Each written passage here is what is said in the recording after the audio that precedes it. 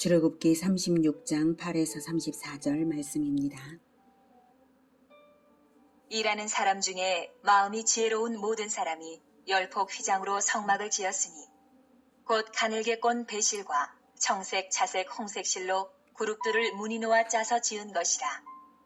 매 폭의 길이는 28규빗, 너비는 4규빗으로 각 폭의 장단을 갖게 하여 그 5폭을 서로 연결하며 또 그 5폭을 서로 연결하고 연결할 끝폭가에 청색 고를 만들며 다른 연결할 끝폭가에도 고를 만들되 그 연결할 한 폭에 고리 50개를 달고 다른 연결할 한 폭의 가에도 고리 50개를 달아 그 고들이 서로 대하게 하고 금갈고리 50개를 만들어 그 갈고리로 두 휘장을 연결하여 한 막을 이루었더라.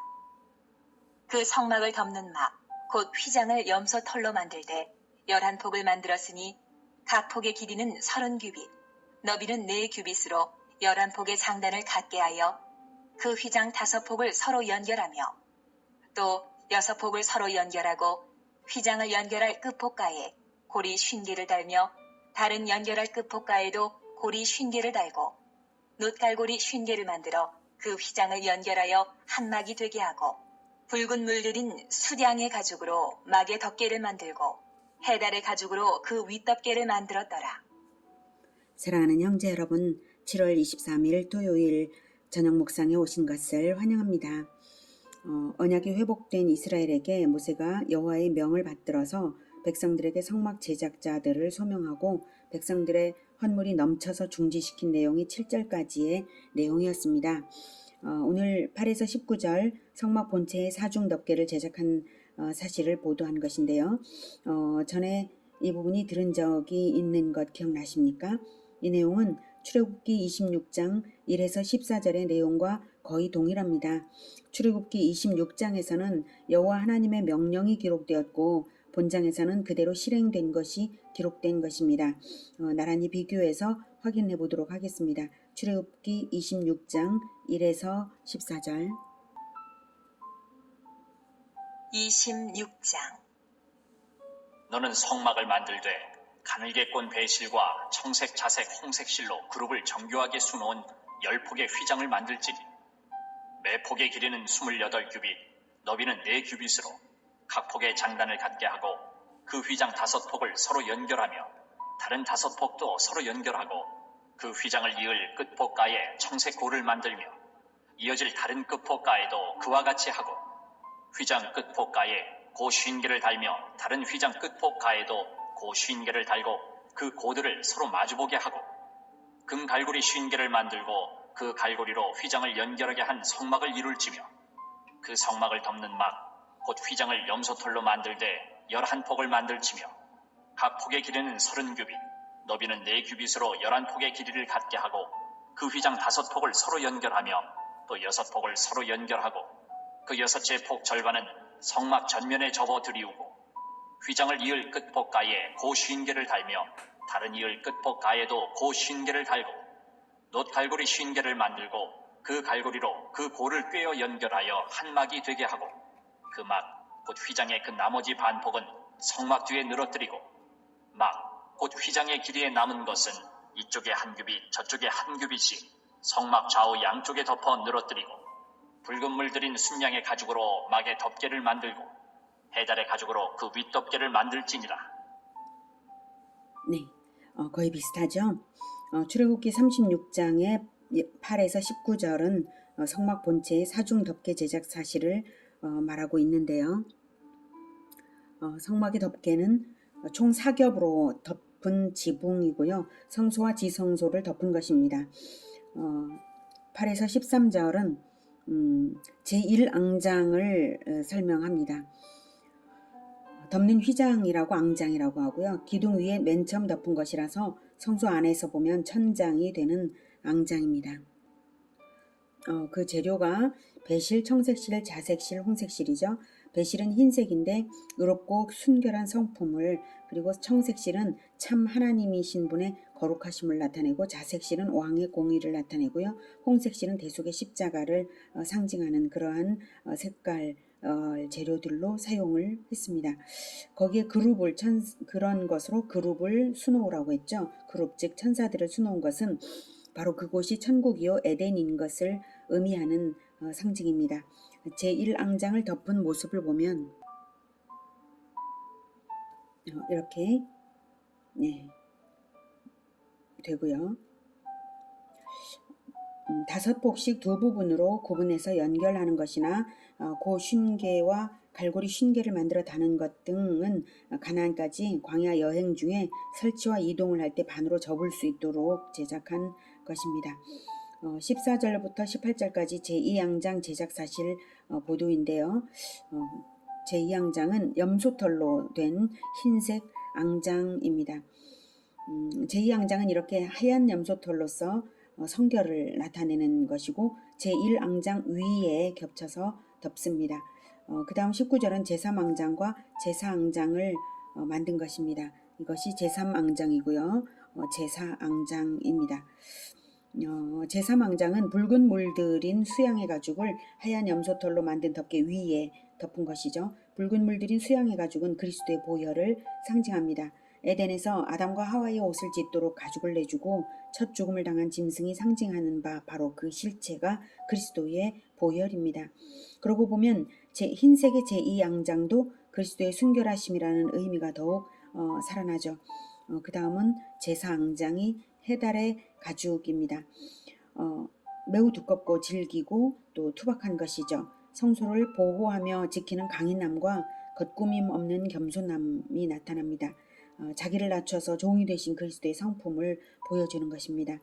제4앙장이 내면에 1앙장, 2앙장, 3앙장을 감춘 것을 생각해보면 천국의 영광과 거룩하고 순결하심과 보혈의 헌신을 내면에 간직한 채 어떤 외식도 없이 소박한 모습으로 백성들과 함께 하신 예수님의 겸손하고 성실하신 성품을 느낄 수 있습니다. 20절부터는 널판과 받침과 띠를 제작한 것을 보도합니다. 20절. 그가 또 조각목으로 성막에 세울 널판들을 만들었으니 각 판의 길이는 10규빗, 너비는 1규빗 반이며 각 판에 두 촉이 있어 서로 연결하게 하였으니 성막의 모든 판이 그러하며 성막을 위하여 널판을 만들었으되 나무로는 남쪽에 널판이 20개라. 그 20개 널판 밑에 은받침 40개를 만들었으되 곧 이 널판 밑에도 두 받침이 그 두 촉을 받게 하였고 저 널판 밑에도 두 받침이 그 두 촉을 받게 하였으며 성막 다른 쪽 곧 북쪽을 위하여도 널판 20개를 만들고 또 은받침 40개를 만들었으니 곧 이 판 밑에도 받침이 둘이요 저 판 밑에도 받침이 둘이며 장막 뒤 곧 서쪽을 위하여는 널판 6개를 만들었고 장막 뒤 두 모퉁이 편을 위하여는 널판 2개를 만들되 아래에서부터 위까지 각기 2겹 두께로 하여 윗꼬리에 이르게 하고 두 모퉁이 쪽을 다 그리하며 그 널판은 8개요 그 받침은 은받침 16개라. 각 널판 밑에 2개씩이었더라. 네, 마찬가지로 출애굽기 26장의 제작 명령 그대로를 실행했다는 기록입니다. 이 부분에서는 확인하지 않을게요.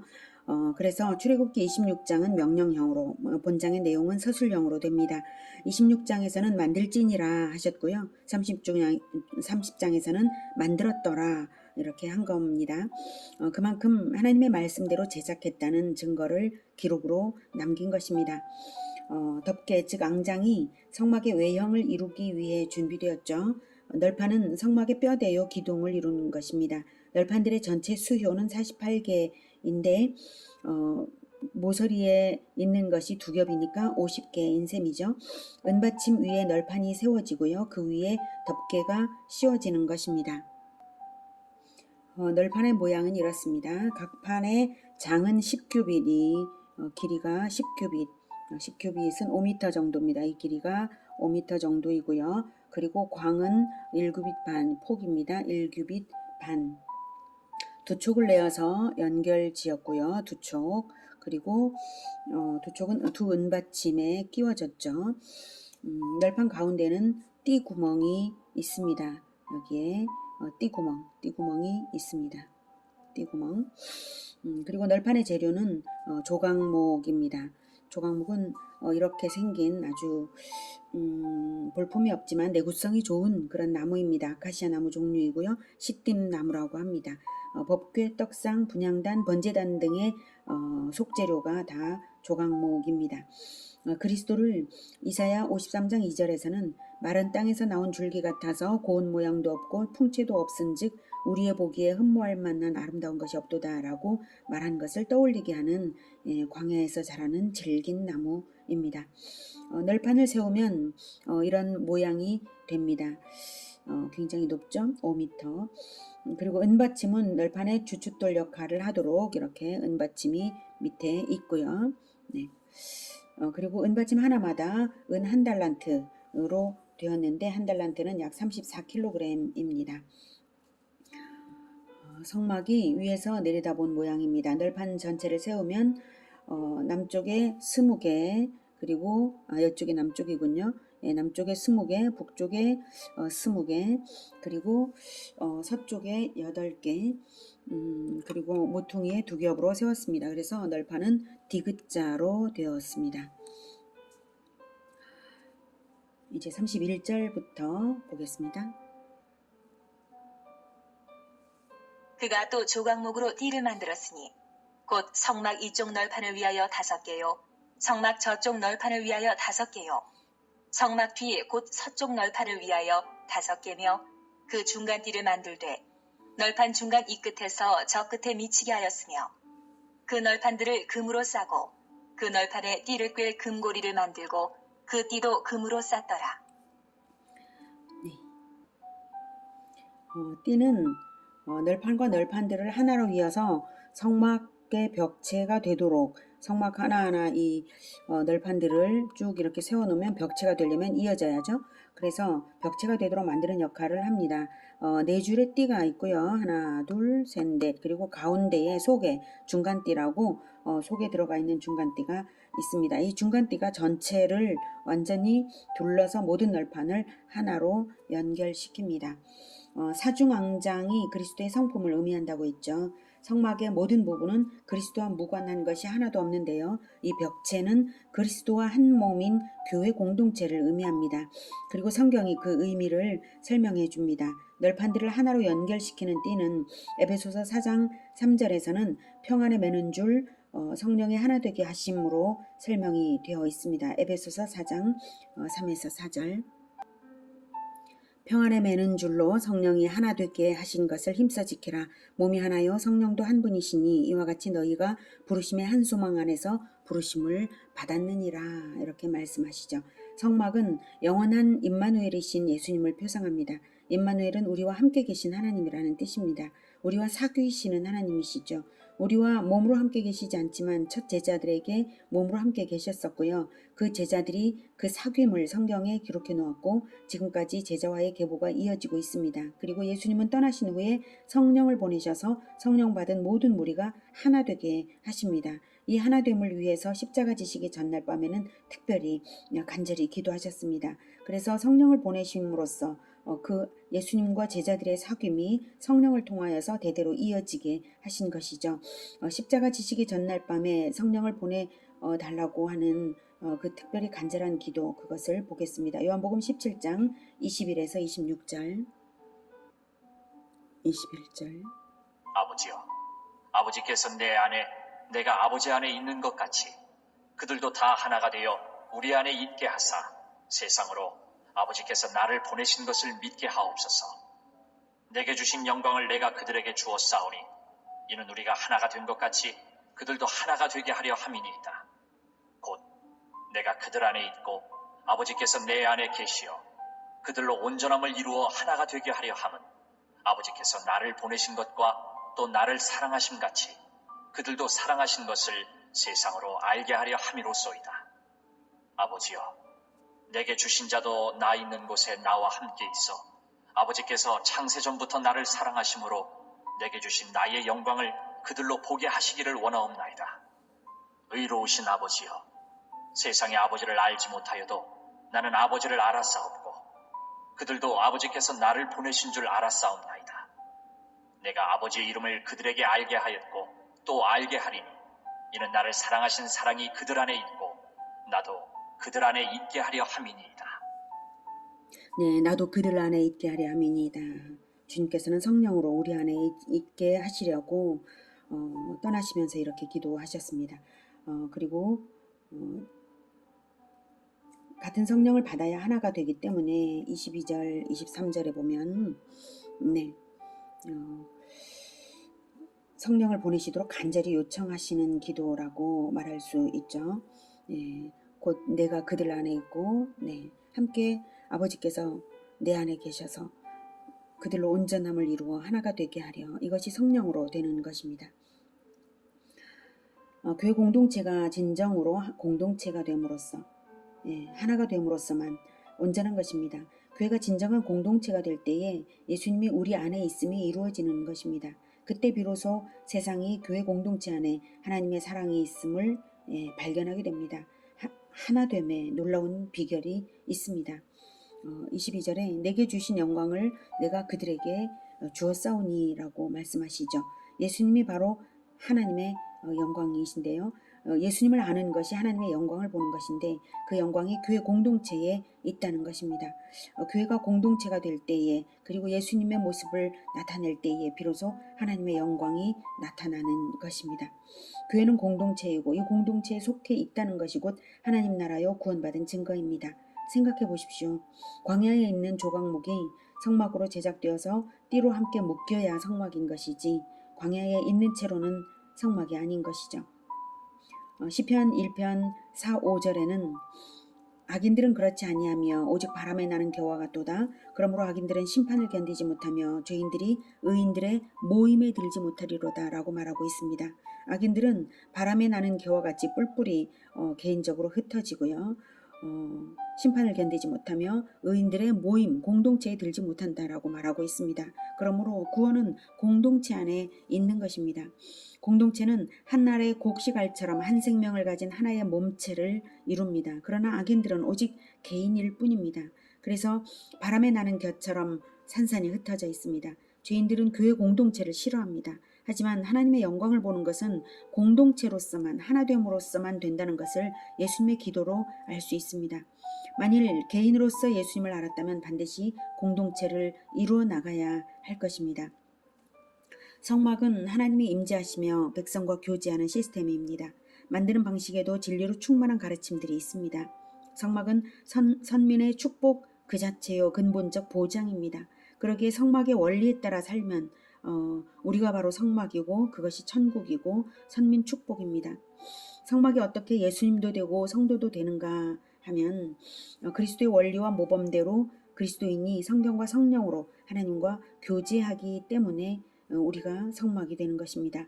지금은 성막도 성전도 없지만 하나님은 성령을 성도들에게 보내셨고 성도가 성령의 인도를 받음으로써 성도 인생에서 성막의 목적이 이루어지는 것입니다. 교회 공동체가 됩시다. 외로움 가운데 잊지 마시기 바랍니다. 개인은 무너지기 쉽고 흩어져 있으면 악인들의 길에 이끌리기 십상입니다. 예수님이 사중앙장이 되어주시니까 우리는 공동체가 되기를 힘써 지키고 공동체가 실천에 함께 나아가면서 예수님의 보장과 인도 아래 늘 있기를 축복합니다. 기도하겠습니다. 은혜가 충만하신 아버지, 우리를 보호하시기 위하여서 사중앙장이 되어주시는 예수님을 보내어 주셨고 성령을 보내어 주셔서 우리를 하나로 묶고 계십니다. 우리가 우리에게 역사하시는 그 하나님의 역사를 따라 하나가 되고 서로 사랑하고 그리고 예수님의 보장 아래 늘 있게 하여 주시옵소서. 그래서 우리의 모습, 우리의 실천을 통하여서 세상이 우리가 하나님의 백성인 것을 알게 하여 주시옵소서. 예수님의 이름으로 기도드립니다. 아멘. 이어지는 시간은 개인 기도 시간입니다.